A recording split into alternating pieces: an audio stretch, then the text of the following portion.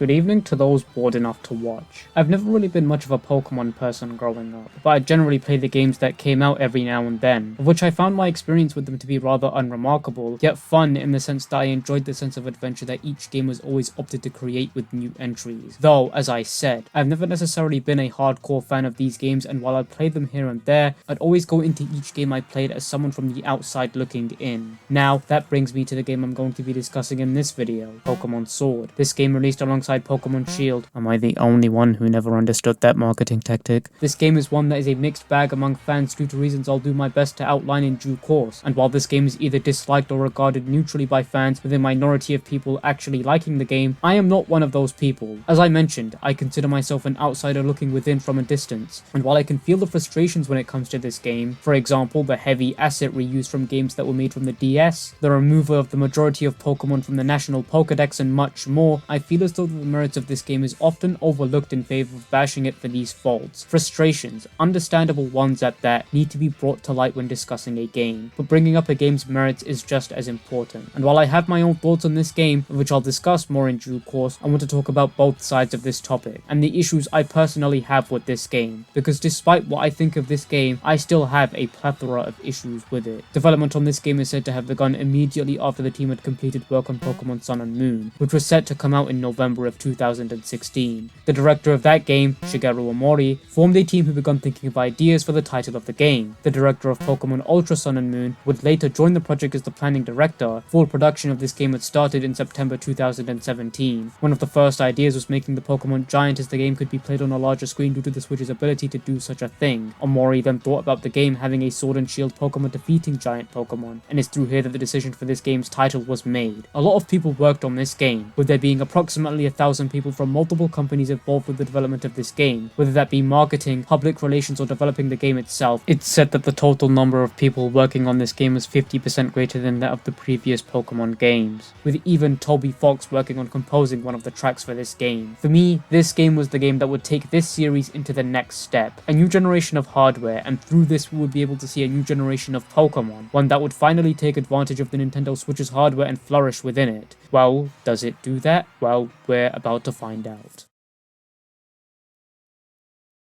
The game starts with an introduction, which sees a man by the name of Rose introducing us to the world of Pokemon in a stadium filled to the brim with cheering people, after of which we see a Pokemon match take place, with the concept that this game introduces to us, Dynamax, before cutting to the game's logo. With that, we now see a boy walking up to the door. This is Hop. He'll be our rival in this game. He's the younger brother of the champion trainer we saw in the previous scene, and he's here to collect us to go and visit him as he returns from the match. With that, we collect our bag and put on our hat before leaving. When we do, Hop is waiting for us outside, where he yells at a Wooloo, which is the name of that sheep Pokemon we saw earlier, and tells it that there are scary Pokemon in the slumbering field. This might be important later, so do keep it in mind for now. After that, we race to Hop's house, where we meet his mother, of whom tells us that Leon, the champion trainer at the moment, has probably just arrived at the train station in Wedgehurst, and so that is where we're headed. Hop begins to make his way, telling us that he'll wait for us on the route. With that, we begin our journey to Wedgehurst. After making the short journey to Wedgehurst, we meet Leon, the undefeated champion in the Galar region. It's through here that we're taken back home, and we're introduced to the starter Pokemon, Grookey, Scorbunny, and Sobble.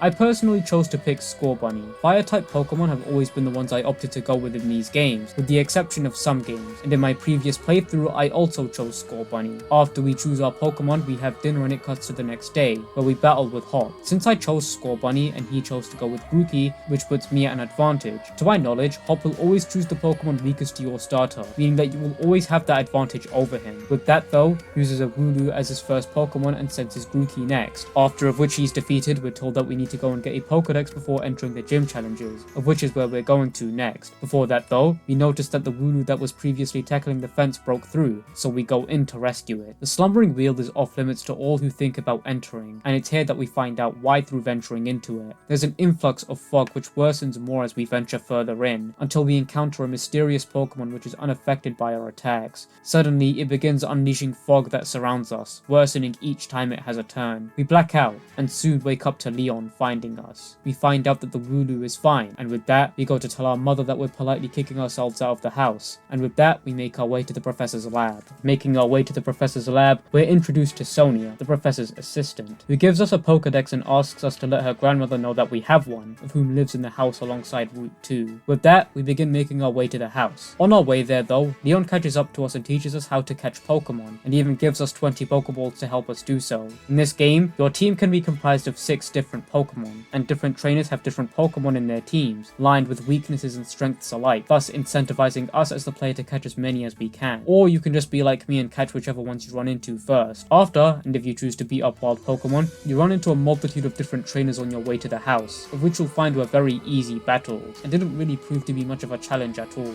With that though, we run into Hop and Leon, who's talking to Professor Magnolia. She invites us inside, and it's here that Leon tells us that if we show him another battle between ourselves and Hop, he'll endorse us into the gym challenge, and thus waits for us outside. This battle with Hop sees him gain a few new Pokemon, after of which we're handed the letters of endorsement by Leon, and it's here that we see a shooting star fall from the sky. We collect it and give it to Professor Magnolia. With that, we cut to the next day, where we're handed Dynamax Bands, something of which will allow for us to use the Dynamax ability on our Pokemon. With that, we begin to make our way to the station. When we meet up with Hop, he hands us a TM containing the move Swift, and tells us that the first gym challenge will be in Motorstoke. Before we head off towards Motorstoke, we're stopped by the mothers, of whom give us camping equipment before we board the train. During the ride, we learn of the wild area surrounding Motorstoke, and how there's plenty of Pokemon surrounding the area and the sword. Conveniently, the train stops at the wild area surrounding Motorstoke due to a flock of Wooloo on the train tracks. With that, we take this time to explore the area a lot more and develop our teams further. After a brief interaction with Sonia, we set off to explore the wild area some more, and this is where the game opens a lot more to us, as we can gain more Pokemon as well as train our pre-existing team. The wild area is definitely a fun place to be roaming around. There were plenty of Pokemon that I caught and fought, and even raised my team up a bit too. There's also these Dynamax battles you can partake into to catch Dynamax Pokemon too, something of which I also indulged in. I roamed around this area for about an hour, and it was definitely a pleasant experience. Though I mainly caught Pokemon for the sake of catching Pokemon, I still found that procedure to be fun and engaging, even if it's doing the same thing. With that, after our tomfoolery in the wild area is over, we enter Motorstoke. It's here that we once again run into Sonia, who leads us into the Pokemon Center. She also tells us that she'll show us around Motorstoke once we're done healing our Pokemon, so we do so and meet her outside. She shows us the stadium and tells us that the opening ceremony will be held there the next day, and so with that, she leaves us be, reminding us to register at the stadium. With that, we meet Hop at the entrance and enter with him to hand in our endorsement letter. We run into this fellow here, but regardless, we hand in our endorsement letter and now become a gym challenger, after of which we're told to make our way to the Bidou Inn to rest up for the opening ceremony taking place a day after. With that, we begin making our way to the inn. Once we do so, we're met with Sonia, looking at the statue that represents the tale of the darkest day,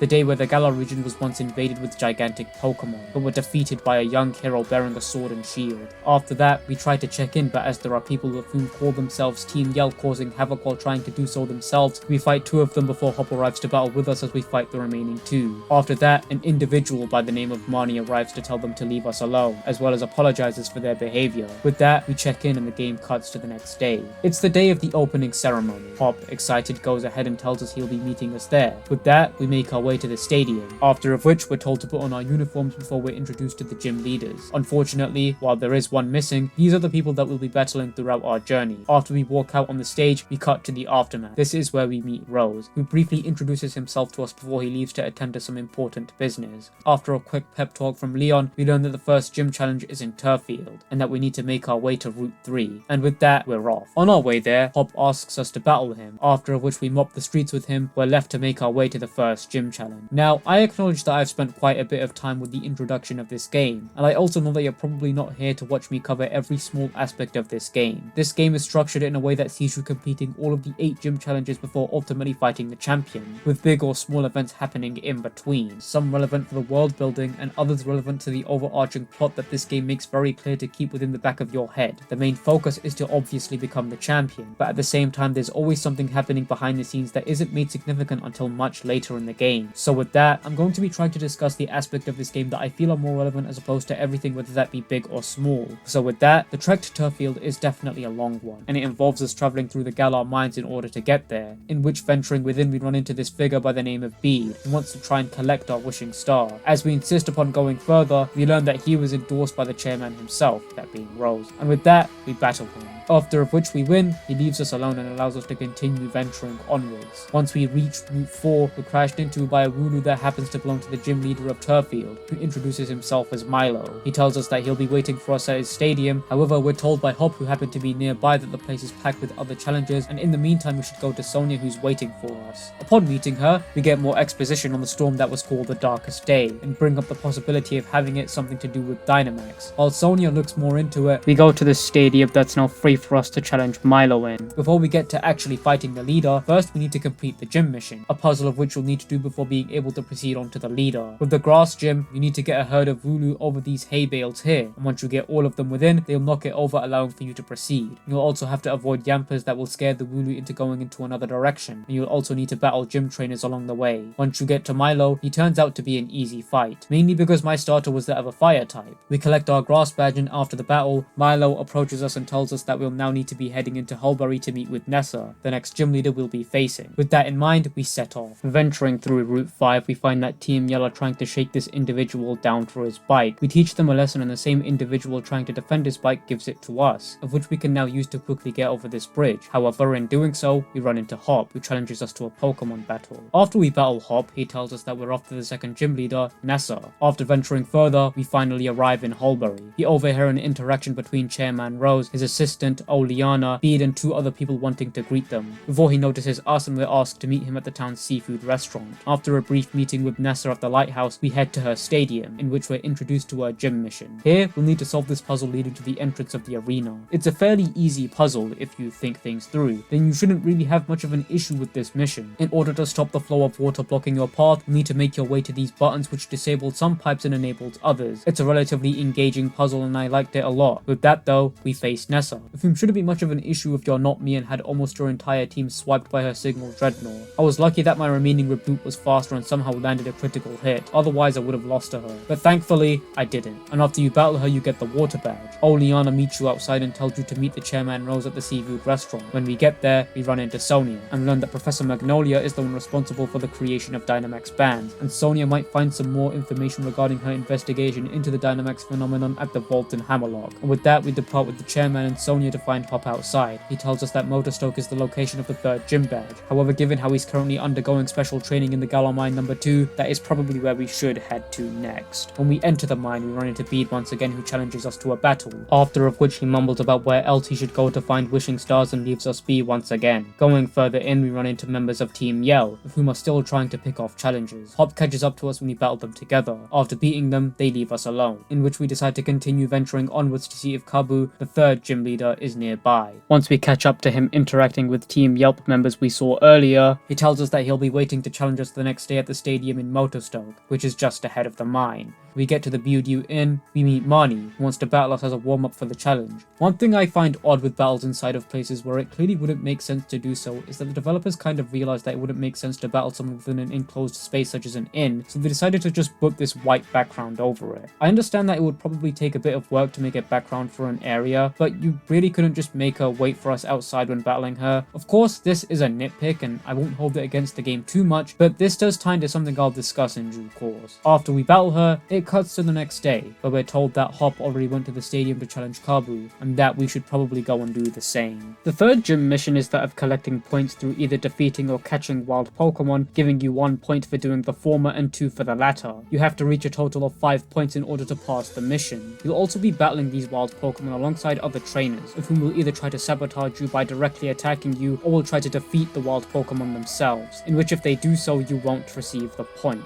I think that this concept of having other trainers be the ones challenging you and also being the ones that sabotage you is an interesting idea and definitely does take a new spin on something well established. You don't fight with other trainers often, but when you do, it gives you someone to rely on and make things easier, as you won't always have to worry about whether your attack will be the final blow, as generally throughout the game you'll find that if your ally defeats a Pokemon you'd still get the XP from it. This challenge taking a new spin on that definitely was an interesting experience. Once we complete it, we make our way onto the arena where we battle Kabu. This fight is definitely not much of a challenge if you're like me and decided to bring a water type Pokemon with you. So with that, after you defeat him and receive the third gym badge, we're informed that we need to go to Hammerlock through the wild area. Before we leave, Nessa, Milo and Kabu all see us off as we leave to the wild area, of which we run into Bede, who challenges Hop to a battle and tells us he'll meet us in Hammerlock when he's finished battling Bede. With that, we now have 2 options. We can either head straight to Hammerlock or use this as an opportunity to catch and train more of our Pokemon. Once again, I dwelled around here for about an hour, and grinding is definitely an interesting experience to say the least. At first, you don't really want to sink an hour into doing so, but as you go further and continue leveling up and increasing in such a thing, you suddenly want to go further. You feel encouraged to continue onwards. It's nothing really specific to this game, but more rather something significant with RPGs in general, and while they were never really my kind of genre in gaming, that feeling was always something prominent in the handful that I have played. I also kind of realized I was slowly beginning to turn more underleveled during my battle with Kabu, so I decided to use this as an opportunity to catch up and train some of my Pokemon more. Once we reach Hammerlock, we overhear a conversation between the chairman, Oleana, and Bede, of whom has seemingly been collecting wishing stars and gym badges for the chairman. We also learn that Bede was victorious over Hop in that battle they had earlier. Oleana asks for a moment with Bede, and with that, the chairman notices us and asks us to meet him at the stadium. Meeting him there, we learn that the stadium also acts as a power plant, and he tells us how it works. So after that, he tells us to head for the vault next, which lies somewhere past Route 6. Making our way through, we meet Rayhan, the 8th gym leader. He leads us to the inside of the vault and tells us that Sonia is in there too. With that, we meet her, who shows us these hieroglyphics depicting the story of two young heroes defeating the darkest day with the use of a sword and shield. I wonder if that has any plot convenience. After that, we're told that we need to make our way through Stownside for the 4th gym, and that Hammerlock actually houses the 8th gym. So with that, venturing our way through Route 6, we find Team Yell cheering on a Silicobra to sleep. As he now disheartened Hop catches up to us, we battle them off without his help. He tells us that he was defeated by Bede and that the words said to him have been disheartening him, that he's ruining Lee's name and dragging it through the mud.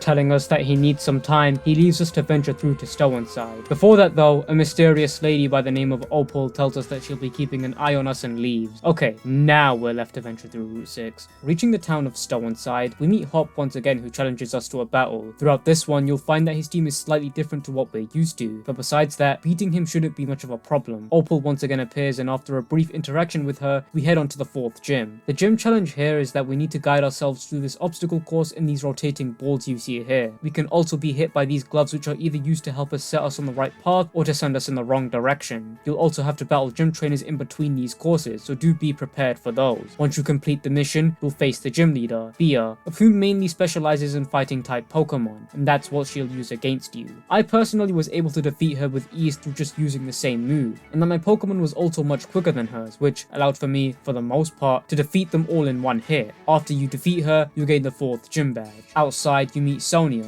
who's looking into the mural. As we leave to check it out, we hear a loud banging and find that Bede is the one responsible for it. Thinking that we're trying to obtain more wishing stars, he challenges us to a battle, of which after beating him, Chairman Rose, Oleana, and 2 guards arrive to disqualify him from the gym challenge, as well as to collect the wishing stars that he's already collected. With that, they all leave and the mural falls apart, revealing the statue of 2 people and a Pokemon, one with a sword and the other with a shield. We come to the conclusion that there were indeed 2 heroes that fought off the darkest day, and that the sword and shield were Pokemon. Sonia tells us that she'll be looking into this further, and that for the next gym, we should be heading towards Bologna next. We travel through the Glimwoods, a dark forest lighted with nothing but mushrooms, and once we're through, we're now in Bologna for the 5th gym leader. Seriously, how did they even get all of this in here? The gym mission here is that of defeating other trainers and simultaneously answering their questions. If you get them right, you get a statistic boost, and if you get them wrong, you get a decrease. This is more rather an audition in the eyes of Opal, as she's trying to find a successor for the 5th gym. After defeating the 3 gym leaders, we enter the stadium to battle Opal.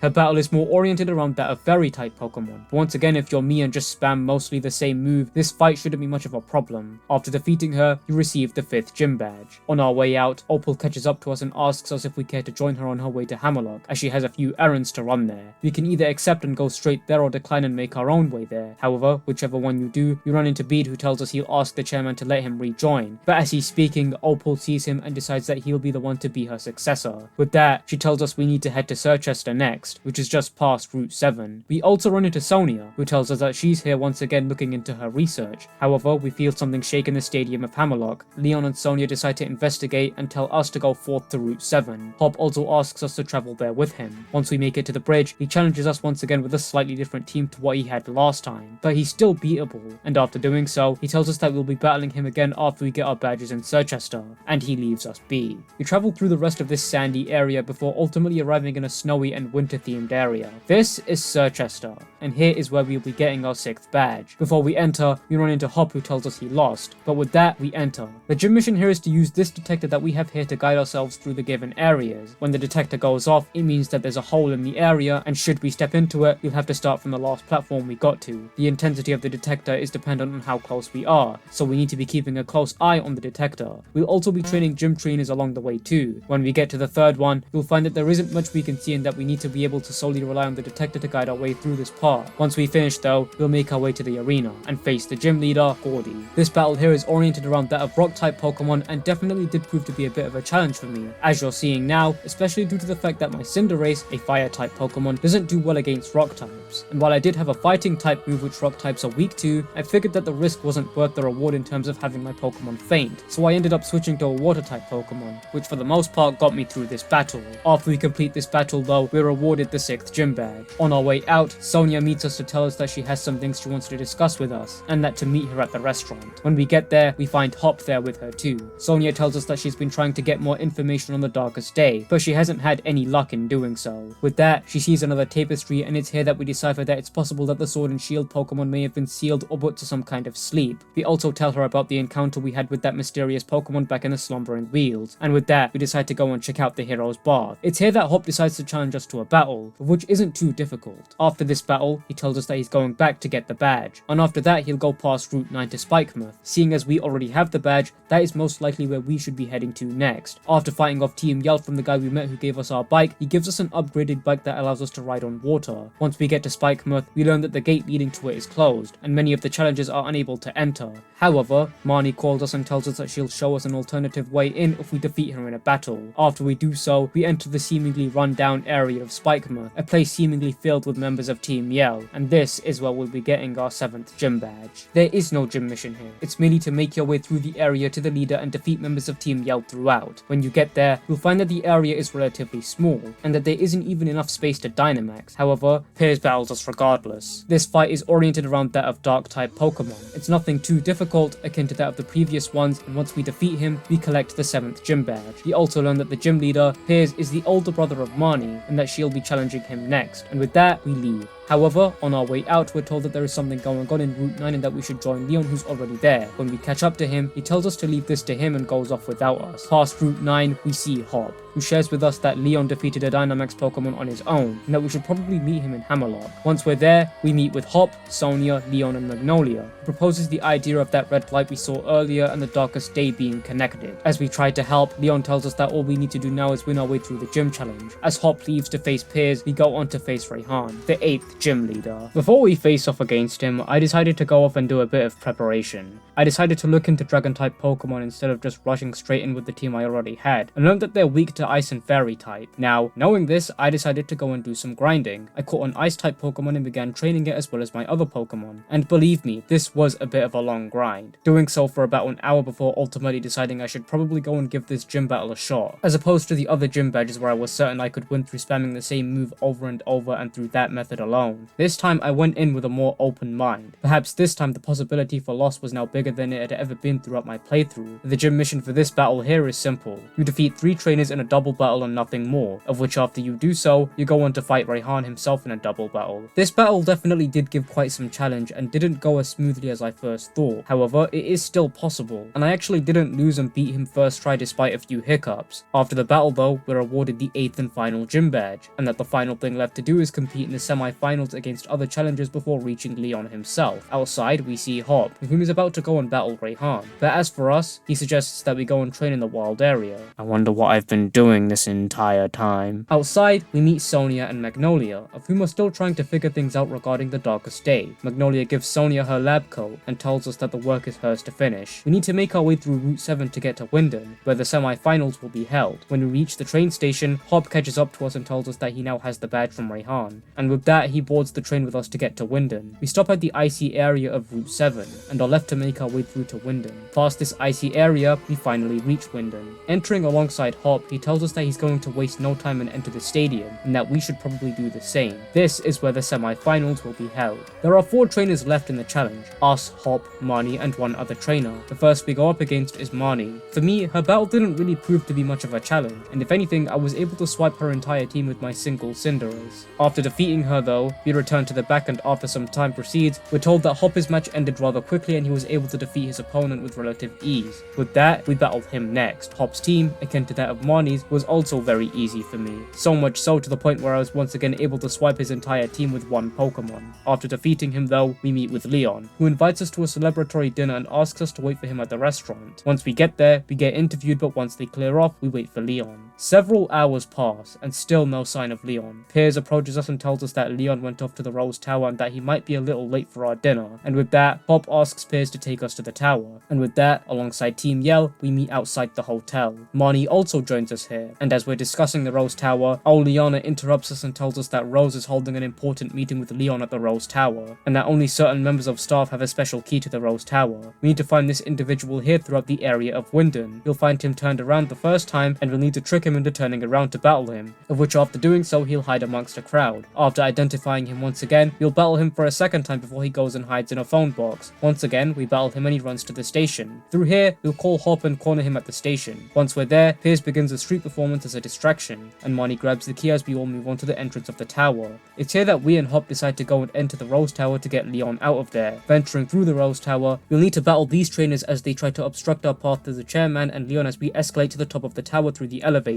Once we reach the top, we'll find Oleana waiting for us, with whom challenges us to a battle. Since this is the top of the tower built upon a power spot, we can Dynamax here. Her team wasn't necessarily much of a problem for me, as I managed to beat her with my single Pokemon once again. We reach Leon and Rose, of whom are discussing a plan and how Leon is reluctant to help as he'll cancel the championship match tomorrow. This scene goes into a more 2D style of cutscene, which is a welcome change but seems rather sudden for a game that's been mostly 3D so far. I really liked how these images looked, and I think that the art here looks gorgeous. With that though, Leon tells us that we're going to be having the championship match the next day, and we all once again return to the hotel, with Rose having something planned for them too. We cut to the next day, where we'll be facing Leon at the stadium. Once we're here, we get ready for the finals before a mysterious trainer shows up, Bede. He's here because he wants to battle us once more, stating that if he loses he'll retire. Here, his team is mostly comprised of fairy-type Pokemon, but once again we defeat him and move onwards. The audience tells him not to quit and restart his career as the fairy-type gym leader. Now, the finals will truly begin. The first round sees us go up against Nessa, the second gym leader who specializes in water type. For me, her battle wasn't necessarily too much of a challenge despite things going slightly south, but I was able to come back from that and beat her team regardless. After the match, we see that we'll be up against Bia next, the fourth gym leader who specializes in fighting type Pokemon. Once again, her team can be defeated with relative ease, as you're mostly seeing here. Things didn't really change much for me aside from her team being more slightly higher leveled compared to what they were when I initially faced her, but even then I was more over leveled than she was, so that's probably why my team was able to defeat hers with ease. After we defeat her, we learn that we'll be up against Rayhan next, the 8th gym leader who specializes in dragon type Pokemon. As opposed to the previous battle we had with him where we did so in a double battle, this time we'll be fighting a one-on-one battle. Still, however, his team wasn't necessarily much of a problem for me, and once you defeat him, Hop meets us backstage and tells us he'll be cheering on for our battle with Leon. So with that, we head for the final battle against the champion. We enter the arena to find Leon awaiting us there, with him talking about how he loves to push past the fear of these types of matches and defeat challenges with his Pokemon. But just as we're about to start, we're interrupted by the chairman,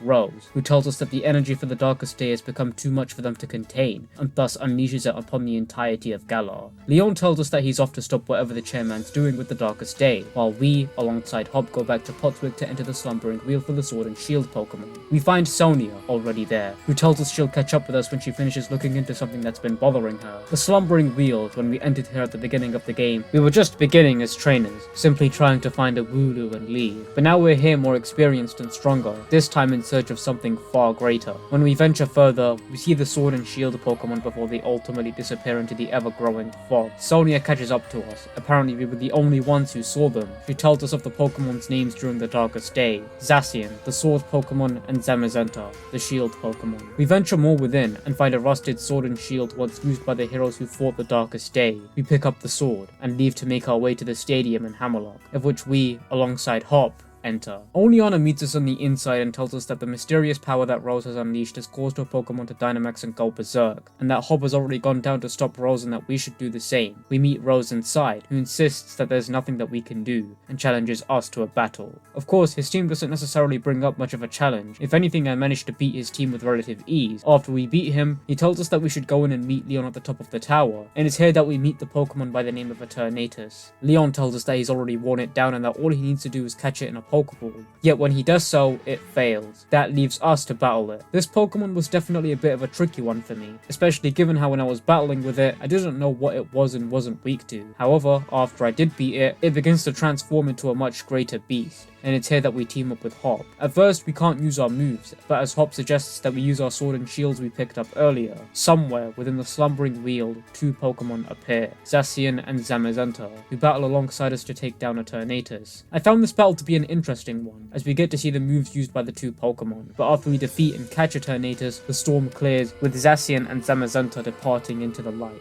We cut to the next day, where we find that Leon insists on having the finals match with us, and with that, we head off to the stadium once more, to finish things once and for all. Leon is probably one of the most challenging fights I've faced throughout the entirety of this game, and for that reason, I definitely appreciate this battle a lot. Leon and his battle is something that this game has been building up to for the entirety of this game, seeing him at the beginning of the game be cheered by adoring fans, the way that everyone spoke of him including the gym leaders, and then to have this fight be as difficult as it was something that this game did a stellar job at building up, especially when characters like Raihan were briefly built up by Leon himself, and then to have me simply crush him with a single Pokemon, it felt like the core character they had been wanting you to have a hard time with is Leon, and they accomplished that greatly. Once we defeat him, we become the new champion. Leon addresses those in the audience and welcomes the new champion to the entirety of Galar, raising our arms in victory, as Leon passes the torch he had been holding to us, the only one who had bested him, ending Pokemon Sword. Now, I like this game, but it's definitely got its issues that I want to discuss in due course. For now, I want to talk a bit about the post-game. We once again find ourselves in our room, and as we leave, Magnolia arrives to congratulate us and give us a Master Ball. And for anyone who's played a Pokemon game before, I think you already know what we'll be using this for. We head down to the Slumbering Weald and to the area where we first found the Sword and Shield to find Hop there, who challenges us to one last battle with him. His team didn't really change much compared to what we saw in the semi-finals, but after we beat him, Sonia finds us and tells us that she's now the new professor. We return the Sword and Shield, and as we make our way out, two mysterious figures by the name of Swordard and Shieldbert arrive to tell us that they're the kings of Galar, descendants of the previous rulers. They try to take the Sword and Shield we just returned, and it's here that we decide to battle them off. We battle Swordard, and Hop battles Shieldbert, and after a battle, it turns out that while we were victorious over Swordwood and got the rusted sword back, Hop had lost the Shieldbert and the two run off with the shield. Hop gives chase, and Sonia asks us to meet her in the lab. Once we get there, she tells us that her power spot detector has been picking up large bursts of Galar particles in the Turffield Stadium, and that's where we're headed to next. Once we're there, we find Piers, Milo, and Hop, who tell us that Milo and Piers had been doing an exhibition match before a Pokemon suddenly Dynamaxed and they were forced to stop. With that, the four of us head in to battle the Pokemon, of which after doing so we once again find Swordwood and Shieldbert, telling us that they were the ones behind this sudden Dynamaxing and plan to do so more. With that, we team up with Piers and Hop to find and stop them. We head into Motostoke and fight the Dynamax Pokemon there alongside Kerbal, and after that we then head to Hulbury to fight against Dynamax Pokemon there alongside Nessa, after of which we get a call from Sonia telling us that Swordwood and Shieldbert have showed up to the lab demanding the Wishing Stars, and that we should head over. Once we're there, we find the two demanding Wishing Stars before Hop arrives, who still feels down about his loss to Shieldbert earlier, but we decide to team up with him to take the two down. After of which, Professor Sonia's assistant arrives and reveals that she had been secretly working for the two this entire time, and hands them the Wishing Stars. Sonia, disheartened by this, looks away. When interacting with her, she simply says nothing to you. Outside, Sonia snaps out of it and tells us that her power spot detector located more bursts in 4 other stadiums, which sets up what we'll be doing next. We head to Hammerlock to take down the Dynamax Pokemon with the help of Raihan, then we head to Stowonside to take down the Dynamax Pokemon there with the help of Bia, then we go to Circhester to fight the Dynamax Pokemon there with the aid of Gordy, and after that we go to Bologna to find Bede, who tells us that he's already taken down 3 of the Dynamax Pokemon, but challenges us to a battle, and after we win, he goes to take down the 4th in Bologna.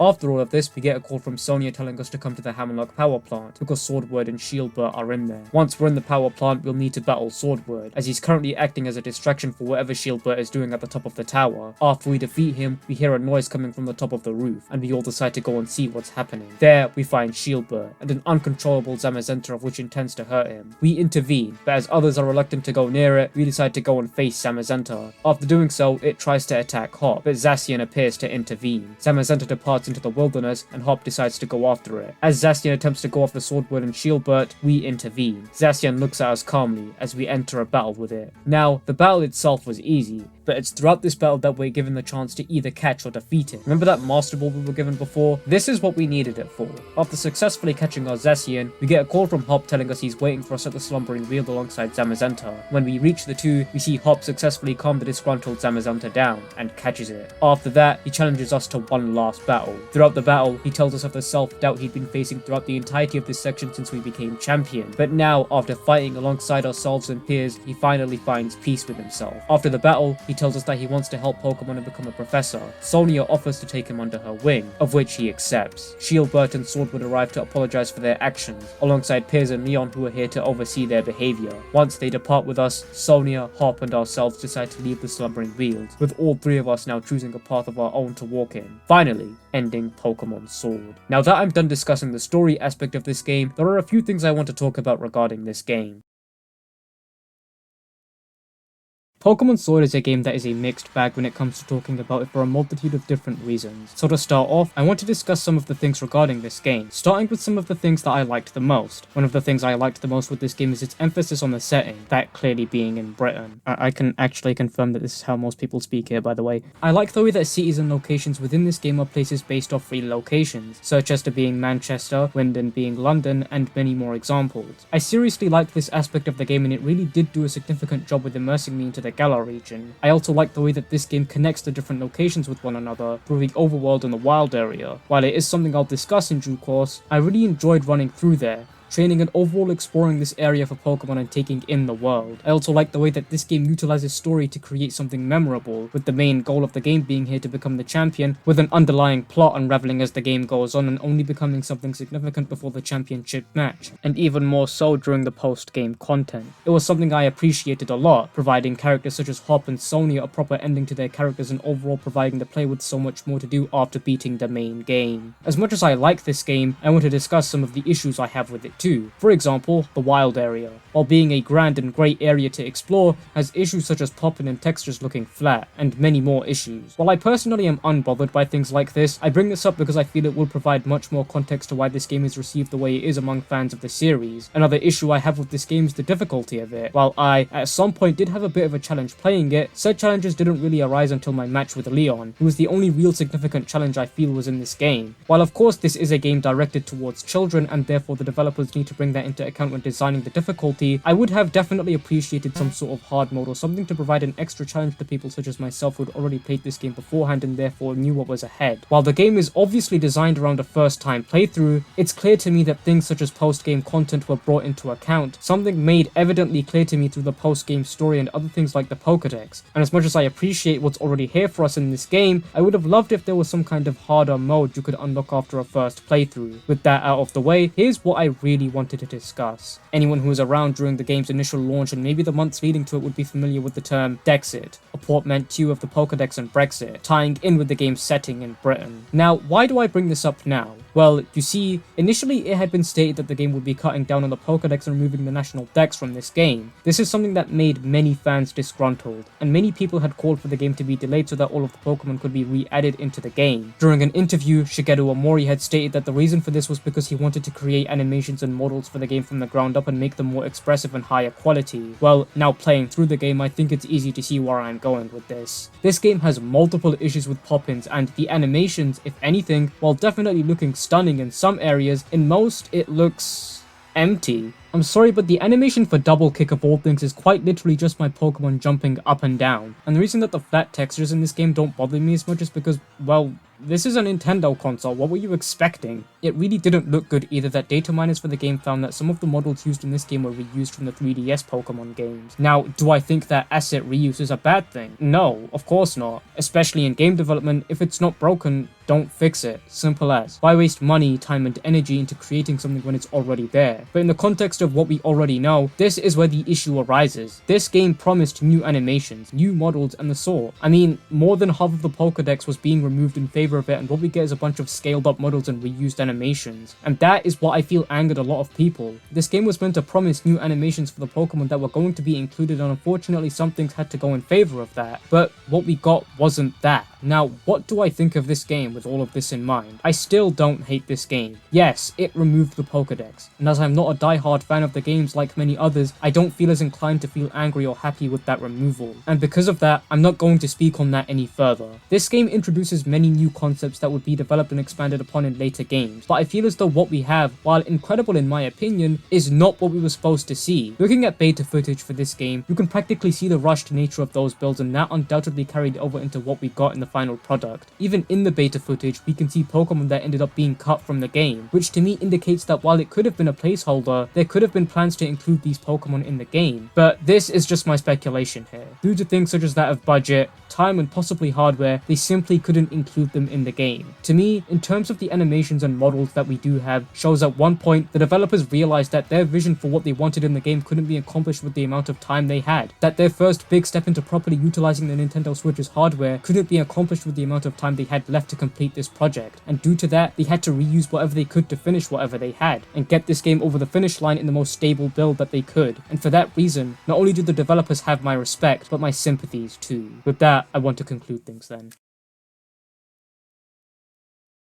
Pokemon Sword is a game that is very mixed in my opinion. While I think that the game is incredible, I can see a lot of the game's shortcomings both as someone who saw a lot of the reaction from die-hard fans of the series when the game was initially being revealed and launched, and shortcomings as someone who merely wanted to play the game. I think that the game is stellar. I enjoyed the gameplay, and I enjoyed the setting and the world that it seeks to establish. As I mentioned earlier, I like the way that the game seeks to connect all of the locations with one another and create something immersive. I also like the details of the locations themselves, even naming them after actual places in Britain. Yet the game clearly falls short in many areas. Sure, its appeal for people such as myself who are very on and off of the series is there, but to die-hard fans, this game is widely looked down upon due to things such as that of the removal of the national Dex and the dumpster fire that followed. And with that context in mind, it's clear to me that what was envisioned couldn't be completed, and the developers had to finish this project in whatever way they could to get it out in time. Let me reiterate, I don't hate this game. Far from it. I like this game, and I feel as though that this video made that clear, but that doesn't mean that this game doesn't have its issues. But nonetheless, this game is one that I enjoyed my time with, and while it's one that left a gaping hole in the eyes of many, sometimes